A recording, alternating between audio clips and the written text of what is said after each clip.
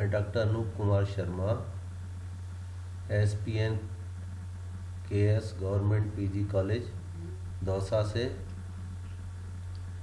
BSc second year physical chemistry के electrochemistry second unit के इस व्याख्यान में आपका स्वागत करता हूँ। आज हम बात करेंगे सांद्रता सेल और विद्युत वाहक बल मापन के उपयोग, applications of concentration cell and EMF measurements. पिछले व्याख्यानों में हमने सांद्रता सेल के बारे में पढ़ा था।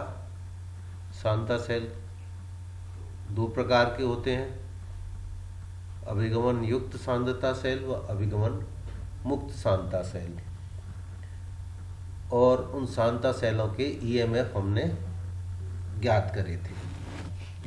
अब जो EMF उसके ऊपर हमने न्यूमेरिकल्स भी करे थे। आज हम वो जो EMF ज्ञात करते हैं, उस EMF सांद्रता सेल की EMF का जो मापन हुआ, उस मापन का यूजेस कहाँ कहाँ कर सकते हैं, हम इस पे चर्चा करेंगे। तो applications of concentration cell and EMF measurement, इसका पहला जो उपयोग है वो है determination of valency of an ion. किसी आयन की संयोजकता का निर्धारण। कोई आयन है, उसकी संयोजकता हमें नहीं पता, तो वो हम इससे ज्ञात कर सकते हैं। जैसे किसी सांद्रता सेल का विद्युत वाहक बल नर्स समीकरण से ज्ञात किया जा सकता है। ये हम जानते हैं कि किसी सेल का जो विद्युत वाहक बल है वो नर्स समीकरण से हम ज्ञात करते हैं। नर्स समीकरण क्या है? E = RT/NF log C2/C1, जहाँ N आयन की संयोजकता है तथा C1 व C2 क्रमशः दाएं व बाएं इलेक्ट्रोड के विलयन की सांद्रता है। ये चीज़ हम जानते हैं कि C2 मतलब राइट साइड वाले इलेक्ट्रोड के विलयन की सांद्रता और C1 लेफ्ट साइड वाले इलेक्ट्रोड के विलयन की सांद्रता होती है। जैसे एक एग्जाम्पल लें, ये एक सेल ले लें, Hg N/2 नाइट्रेट में है। ये एक इलेक्ट्रोड ये हो गया मर्क्यूरस नाइट्रेट के विलयन में, जिसकी कंसंट्रेशन N/2 है, और एक दूसरा इलेक्ट्रोड लिया जिसमें मरकरी जो है वो N/20 मर्क्यूरस नाइट्रेट के विलयन में पड़ा हुआ है। इन दोनों जो विलयनों को, ये बीच में दो लाइन है, दो लाइन का मतलब है कि लवण सेतु से ये जुड़े हुए हैं, सॉल्ट ब्रिज से जुड़े हुए हैं। इसलिए सॉल्ट ब्रिज से जुड़े होने के कारण इनके अंदर आयनों का अभिगमन नहीं होगा। अतः ये सेल जो है वो अभिगमन मुक्त सेल है, सांद्रता सेल है, कंसंट्रेशन सेल विदाउट ट्रांसफरेंस है। ठीक है, तो ये उदाहरण हमने एक सेल का लिया। इस सेल का 25 डिग्री सेंटीग्रेड पर EMF 0.029 वोल्ट प्राप्त हुआ। इस सेल का विभव हमने निकाल दिया, मेजर कर लिया एक्सपेरिमेंटली, और इसका विभव जो है वो EMF जो है वो 0.029 वोल्ट प्राप्त हुआ। इससे मर्क्यूरस आयनों की संयोजकता ज्ञात की जा सकती है। तो इसमें जो मर्क्यूरस आयन है उनकी कंसंट्रेशन हम इससे ज्ञात करेंगे। वो कैसे करेंगे, देखिए। E = RT/NF log C2/C1, ये जो नर्स समीकरण था, इसमें हम वैल्यू रख देंगे RT/NF। ये log का बेस यहाँ पे E है, तो log का बेस 10 कर देंगे, तो यहाँ पे 2.303 से मल्टीप्लिकेशन कर देंगे, तो क्या हो जाएगा? E = 2.303 RT/NF, और 25 डिग्री सेंटीग्रेड पे है ये, तो T की वैल्यू 298 के हो गई, तो RT/F की वैल्यू 0.0591 ये होती है, हम जानते हैं ना, 25 डिग्री सेंटीग्रेड पर, और लॉग का बेस 10 कर देंगे, तो 2.303 से इसको मल्टीप्लाई कर देंगे, तो इन सारी चीज़ों की वैल्यू 2.303 इंटू RT/F, इसकी वैल्यू हो गई 0.0591 upon N log C2/C1। Okay, now we come to this 0.0591 upon N log C2, right side वाले इलेक्ट्रोड की तो कंसंट्रेशन वो कितनी है 20, और इधर वाले की कितनी है 2, तो लेफ्ट साइड वाले की 2, तो यहाँ पे C2 की जगह 20 और C1 की जगह 2 रख दिया हमने, तो ये कितना हो गया 10। तो क्या हो गया overall 0.0591 upon N log 10, log 10 की वैल्यू 1 होती है, तो n इजिकल टू क्या हो गया यहाँ पे ये e इजिकल टू क्या हो जाएगा, e को तो हम इधर ले गए राइट साइड में और n को इधर ले गए, क्योंकि n की वैल्यू हमें पता करनी है, तो n equal to 0.0591 upon e, तो 0.0591 और e की इसकी हमने इस सेल का 25 डिग्री सेंटीग्रेड पर EMF हमें ज्ञात है, तो उसका यहाँ पे डिवाइड कर दिया, तो 0.0591 अपॉन 0.029, तो इसको डिवाइड करेंगे तो लगभग ये 2 आ जाएगा, ये 29 है और ये 59.1 कुछ हो जाएगा, तो लगभग 2 आ गया, तो ये 2 जो है वो संयोजकता हो गई। अतः इस सांता सेल में मर्क्यूरस आयनों की संयोजकता 2 है। तो इस प्रकार हम एक अननोन जो विलयन है, उस विलयन में आयनों की जो है वो संयोजकता ज्ञात कर सकते हैं। तो ये पहला एप्लीकेशन है कंसंट्रेशन वो सेल के EF मेजरमेंट का। अब दूसरा जो उपयोग है वो है विलेयता गुणनफल का निर्धारण, determination of solubility product. Solubility product इससे निकाल सकते हैं। कैसे, देखिए, माना AgCl की जल में विलेयता का निर्धारण करना है, हमें AgCl का विलेयता गुणनफल निकालना है, और विलेयता गुणनफल निकालने से पहले उसकी विलेयता हमें ज्ञात करनी होगी। तो माना कि हमें AgCl की जल में विलेयता ज्ञात करनी है। इस हेतु एक निम्न सेल लेते हैं, एक सेल ले लिया AgCl लेपित, Ag वाला इलेक्ट्रोड डाला है ना, अविलेय लवण AgCl लेपित सिल्वर इलेक्ट्रोड, और किस में डाला KCN के सॉल्यूशन में, और KCl की जो सांद्रता है वो है 0.01 m।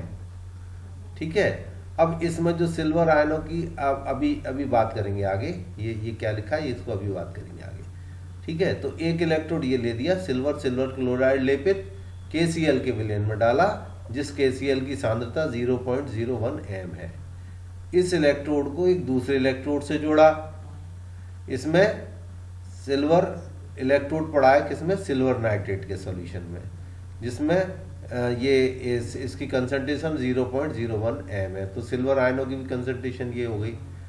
ओके, नाउ बाएं इलेक्ट्रोड में ये जो इलेक्ट्रोड है Ag इलेक्ट्रोड को 0.01 m KCl में डूबा रहता है, ये इसमें डाला है अपन ने, इसमें एक बूंद AgNO3 का विलयन डालते हैं, इस KCl में एक बूंद AgNO3 डालेंगे, तो जैसे ही एक बूंद AgNO3 डालेंगे उसमें तुरंत AgCl का प्रेसिपिटेट बन जाएगा, जिससे AgCl का संतृप्त विलयन बनता है। तो इससे AgCl का प्रेसिपिटेट हमें मिल गया। ठीक है, इस सेल को, यह सेल Ag के प्रति उत्क्रमणी सांद्रता सेल है। ठीक है, तो अब ये किसके प्रति उत्क्रमणी हो गया, Ag के प्रति, है ना। माना इस सेल का सक्रियता गुणांक 1 हो, इसका हमने सक्रियता गुणांक 1 मान लिया, तो इस सेल का विद्युत वाहक बल कितना होगा, E equal to 0.0591 log right upon left. तो राइट तो में Ag की कंसंट्रेशन कितनी है 0.01, और लेफ्ट साइड में मान लो यहाँ पे हमने एक बूंद डाला था, Ag की कंसंट्रेशन अपन को नहीं पता, तो वो C मान ली हमने, ये Ag आयन की कंसंट्रेशन है। और ये कैसे हुई, एक बूंद इस KCl विलयन में जब एक बूंद AgNO3 हमने डाला था तो उससे यहाँ प्रेसिपिटेट बन गया, तो माना उसकी कंसंट्रेशन C है, ये लिखा हुआ है ये। तो यहाँ पे नर समीकरण में E equal to 0.0591 log C2 upon C1, तो C2 यहाँ पे कितना है, राइट साइड वाला में सिल्वर आयन की कंसंट्रेशन 0.01, और लेफ्ट साइड में सिल्वर आयन की कंसंट्रेशन कितनी है, C मान ली हमने, तो ये यहाँ पे रख दिया। अब इस सेल का ईएमएफ हम एक्सपेरिमेंटली निकाल लेते हैं। तो ये ई जो है वो हम एक्सपेरिमेंटली निकाल लेंगे। जब ई एक्सपेरिमेंटली यहाँ हमें निकल गया तो इससे सी की कैलकुलेशन हम कर सकते हैं, मतलब यहाँ पे सिल्वर आयनों की कंसंट्रेशन हम ज्ञात कर सकते हैं। तो इस सेल का विद्युत वाहक बल ई विभव मापी से ज्ञात कर लिया जाता है, जिससे सिल्वर आयन की सांद्रता सी का निर्धारण हो जाता है। तो यहाँ पे ईएमएफ जो है वो एक्सपेरिमेंटली निकाल के, और ये सी जो है कंसंट्रेशन जो है ना सिल्वर आयनों की सांद्रता, वो यहाँ पे हम ज्ञात कर सकते हैं। अब ये हमें ज्ञात हो गया। अब चूंकि Cl आयनों की सांद्रता 0.01 m है, यहाँ पे हमने ये जो KCl लिया है इसमें K आयनों की सांद्रता 0.01 होगी और Cl की भी यही होगी। तो चूंकि Cl माइनस आयनों की सांद्रता 0.01 m है, अतः AgCl का विलेयता गुणनफल, तो विलेयता गुणनफल निकाल दिया है कि सॉल्युबिलिटी प्रोडक्ट AgCl का Ag आयन की कंसंट्रेशन इंटू Cl आयन की कंसंट्रेशन, Ag प्लस आयन की concentration into Cl minus ion की कंसंट्रेशन, ठीक है ना। अब Ag प्लस आयन की कंसंट्रेशन अभी हमने ऊपर से निर्धारण की है C, इस सूत्र से यहाँ पर C से निकाल लेंगे। तो Ag आयन की कंसंट्रेशन तो हो गई C, और Cl माइनस आयन की कंसंट्रेशन 0.01 m है, तो ये इससे मल्टीप्लाई कर दिया, तो ये इसका हो गया सॉल्युबिलिटी प्रोडक्ट C इंटू 0.01। अच्छा, अब विलेयता क्या होती है? तो विलेयता AgCl की विलेयता कितनी हो गई? S इजिकल टू तो है √KSP। विलेयता जो है वो विलेयता गुणनफल का वर्गमूल के बराबर होती है। तो इस प्रकार AgCl की विलेयता हम ज्ञात कर सकते हैं। तो दूसरा उपयोग क्या है? यहाँ हमने क्या पढ़ा था? विलेयता गुणनफल का निर्धारण। तो केवल विलेयता गुणनफल का निर्धारण ही नहीं, बल्कि अल्प विलेय जो लवण है, जैसे अल्प विलेय लवण ये AgCl है, तो इस अल्प विलेय लवण की विलेयता भी इससे ज्ञात की जा सकती है। तो ये दोनों चीजें हैं यहाँ पे कि अल्प विलेय लवण की विलेयता ज्ञात करना या विलेयता गुणनफल ज्ञात करना। तो ये दूसरा उपयोग हो गया। पहला उपयोग क्या था? पहला उपयोग तो था संयोजकता का निर्धारण, दूसरा विलेयता गुणनफल और विलेयता का निर्धारण। तीसरा उपयोग जो ईएमएफ मेजरमेंट का है वो है विद्युत अपघट्य के सक्रियता गुणांक का निर्धारण। सक्रियता गुणांक निकाल सकते हैं। तो इसको निकालने के लिए अभिगमन रहित सांद्रता सेल के द्वारा विद्युत अपघट्य का सक्रियता गुणांक ज्ञात किया जा सकता है ना। एक सेल चाहिए विदाउट ट्रांसफरेंस, तो विदाउट ट्रांसफरेंस सेल की सहायता से हम सक्रियता गुणांक ज्ञात कर सकते हैं। कैसे? माना HCl विलयन का सक्रियता गुणांक ज्ञात करना है, जिसके लिए निम्न प्रकार का सेल लेते हैं। तो हम जिस विलयन का हमें सक्रियता गुणांक ज्ञात करना होता है उसी के हिसाब से सेल डिजाइन किया जाता है। तो यहाँ HCl का हमने एग्जाम्पल लिया है, तो HCl का सक्रियता गुणांक ज्ञात करने के लिए ये सेल ले लिया हमने। ये हाइड्रोजन इलेक्ट्रोड है ना, PH2 1 एटमोस्फियर HCl में डाला हुआ है। HCl की कंसंट्रेशन A1 है, और दूसरा इलेक्ट्रोड सिल्वर क्लोराइड लेपित सिल्वर, वो भी इसी विलयन में HCl में डाला हुआ है। तो एक तो सेल ये हो गया, और दूसरा इसी तरीके से सेल ले लिया, उसमें ये हाइड्रोजन इलेक्ट्रोड है और HCl की यहाँ पे सक्रियता कितनी है? A2 है, ठीक है। और ये AgCl लेपित विलयन में डाला, इन दोनों को हमने जोड़ दिया है ना, सिल्वर इलेक्ट्रोड के थ्रू जोड़ा है।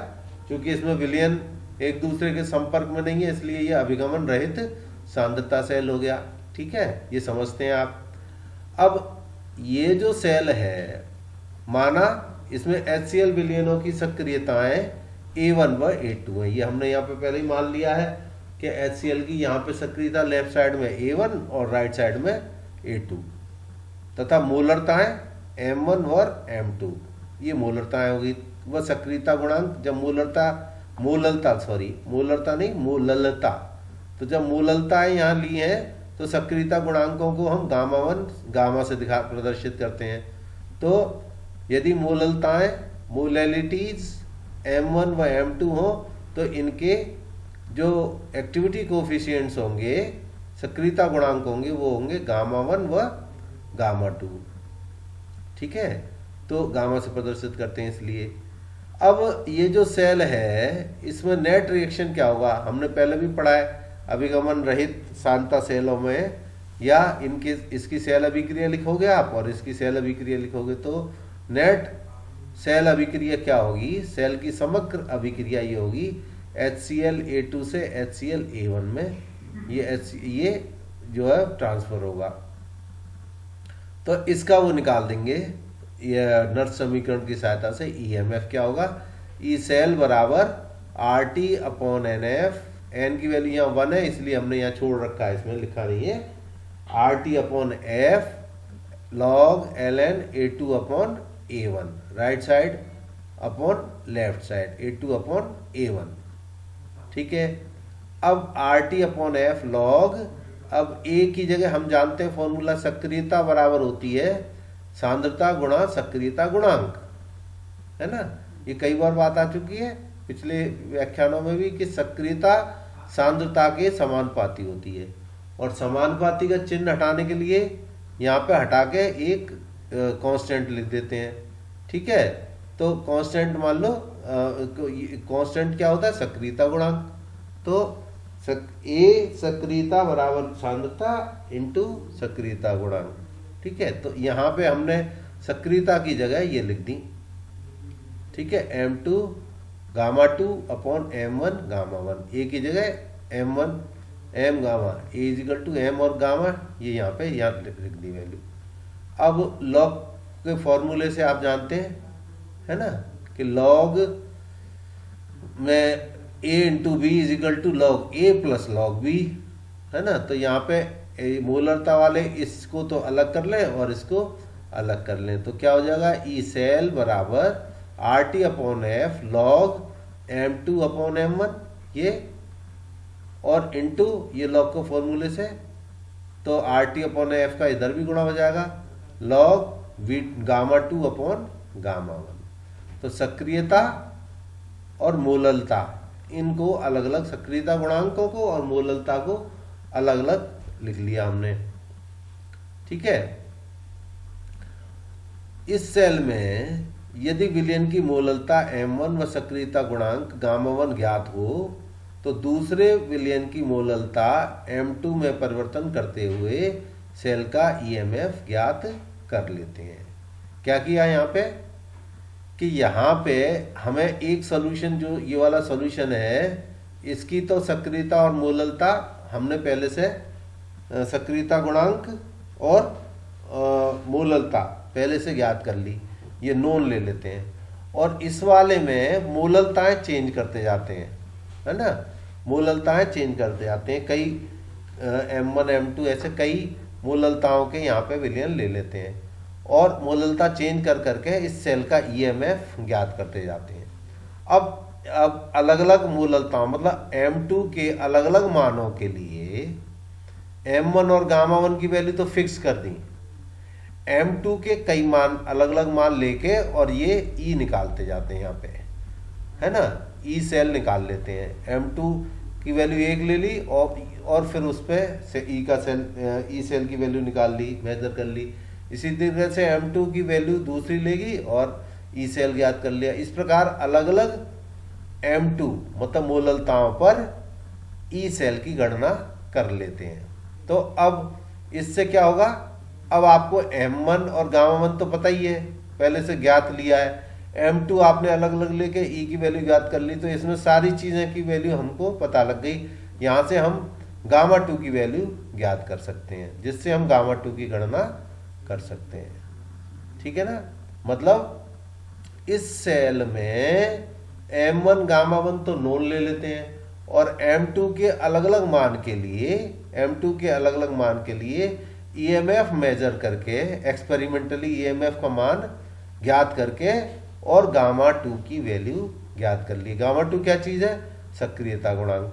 तो इस सेल में जिस विलयन का सक्रियता गुणांक ज्ञात करना होता है उसको राइट साइड में ले लेते हैं, है ना, और जिसका सक्रियता गुणांक ज्ञात है उसको, और जिसकी मूललता ज्ञात है वो लेफ्ट साइड में ले लेते हैं। तो इस प्रकार राइट साइड वाले जो विलयन है उसकी सक्रियता गुणांक की गणना की जा सकती है। तो ये तीसरा उपयोग। और चौथा उपयोग इसका है वो बहुत इंपॉर्टेंट है, वो विभव मापी अनुमापन है ना, पोटेंशियोमेट्रिक टाइट्रेशंस, वो चौथा उपयोग है, उसको अगले ही व्याख्यान में हम पढ़ेंगे। तो 3 उपयोग हमने कौन कौन से पढ़े? ईएमएफ मापन के या सांद्रता सेल के, परीक्षा में किसी के नाम से भी पूछा जाए, सांद्रता सेल के उपयोग लिखिए या ईएमएफ मापन के, विद्युत वाहक बल मापन के उपयोग बताइए। तो हम ये दोनों ही केसों में हमें यही लिखने हैं। तो 3 जो उपयोग हमने पढ़े वो क्या क्या पढ़े? नंबर 1 किसी आयन की संयोजकता का निर्धारण, नंबर 2 विलेयता, अल्प विलेय लवण की विलेयता और विलेयता गुणनफल का निर्धारण, और नंबर 3 विद्युत अपघट्य की सक्रियता गुणांक का निर्धारण। 3 उपयोग हमने अभी पढ़े। चौथा उपयोग जो आपको बहुत बताया इंपॉर्टेंट है वो कौन सा है?